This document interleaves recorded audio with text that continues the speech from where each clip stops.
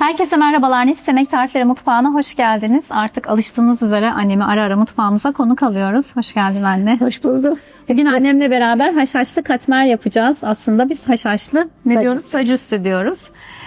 Annem bize bugün sacüstü yapacak. Kendisinin uzmanlık alanı olduğunu iddia etti. Çok iddialı. Öyle de Hadi bakalım. Tamam, başlayalım.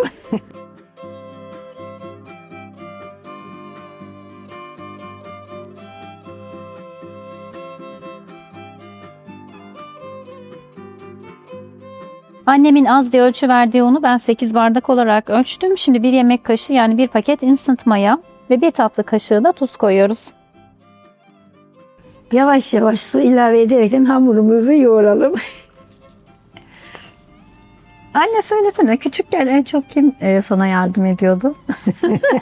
Bak, böyle şeyler sormayın dedim. Şimdi annem rahat yoğuramadım diyerekten hamurunu tezgaha aldı. Bu herhalde katlama tekniği oluyor. Yok ya, burada böyle daha güzel yapılıyor.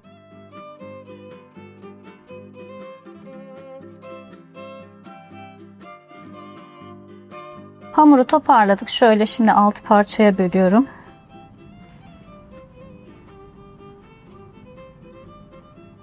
Her birini şöyle tek tek beze haline getiriyoruz.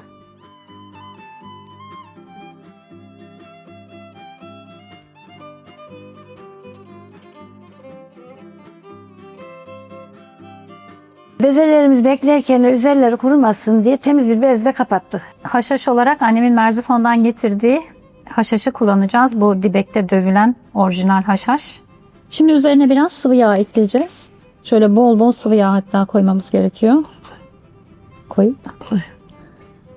Böyle ıslak deniz kumu kıvamına geldiğinde hazır. Bezeleri hazırladık, haşhaşı hazırladık. Şimdi tek tek açıp şekillendirmeye geçeceğiz.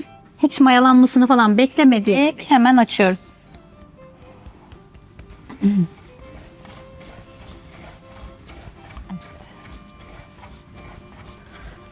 Maşallah çok güzel hamur açıyorsunuz Sevim Hanım. Babam yemek kitabı almıştı sonra, ben hatırlıyorum. Annemi yemek yapmayı öğrendi. Babam pilavı falan baban yapıyor. Ve ben o yemek kitabını 3 yaşındayken falan kesip parça pinçik etmiştim. Hatırladın mı anne o kitabı? Ha? Biliyorum. Serkan evde yaparken diyorum, şimdi ablam olsaydı bunları pişirirdi. Hem gözleme yapıyorum, hem yağlıyorum, hem bunu açıyorum. Bir ora böyle. Ama ben olunca ne oluyor anne? Sen pişiriyorsun, yağlıyorsun orada. Ya, değil mi? Haşhaş süreceğiz şimdi. Bunlar şaşmayacak. Hatta bir şey yaparız. Ne? Şuraya yağ döker, haşhaşı koyar, böyle. Doğru, öyle bir tek. Öyle yapılırdı. Ve şimdi göstereyim bunlar o. çıktı odaya. Hamuru gördüğünüz kalınlıkta olabildiğince ince bir şekilde açıyoruz. Üzerine sıvı yağ ile incelttiğimiz haşhaştan bol bol sürüyoruz. Kolay sürebilmek için gerekirse biraz sıvı yağ ilavesi yapabilirsiniz. Sıvı yağ bol olursa çok daha kolay olacaktır. Hamurun kenarlarını ortaya doğru katlıyoruz. Tekrardan haşhaş sürüyoruz. Yine bir tur daha katlayıp toplamda 9 kat olacak şekilde hamuru şekillendiriyoruz. Tüm hamurlarımızı şekillendirdik. Şimdi tek tek açıp bir taraftan da pişireceğiz. Biz şu anda tavamızın büyüklüğüne göre açtık ama eğer tavanız daha genişse veya böyle sacınız falan varsa istediğiniz kadar inceltip açabilirsiniz hamurları. Sık sık çeviriyoruz böyle iyice güzelce kızarıncaya kadar. Şöyle pişirirken biraz üzerine hafif hafif sıvı yağ sürerseniz hem daha parlak olur hem de daha güzel kızarır.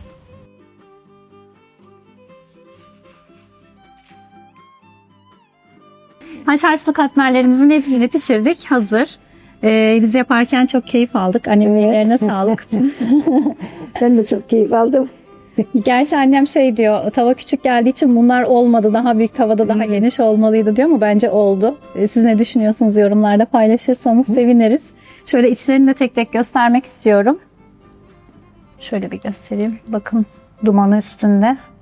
Bu yaptıklarınızı sonra ne yapıyorsunuz diyorsunuz. Birazdan ofisçe biz bunları yiyeceğiz. Merak etmeyin, hepsi tüketiliyor. Bu arada biz bu tarifleri ta Aralık ayında çekiyoruz. Önümüzdeki Ramazan için, Ramazan'da paylaşılacak. Anneme yakalamışken böyle birkaç tarif çekip hatıra olsun diye saklamak istedik.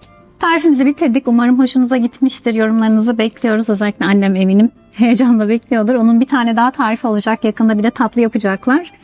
Bizden bu kadar. Annemin diğer tariflerini açıklamalara ekliyor olacağız. Oradan da bakabilirsiniz. Nefis Yemek Tarifi uygulamasından kendisini takip edebilirsiniz. Görüşmek üzere. Hoşça kalın. Hoşça kalın.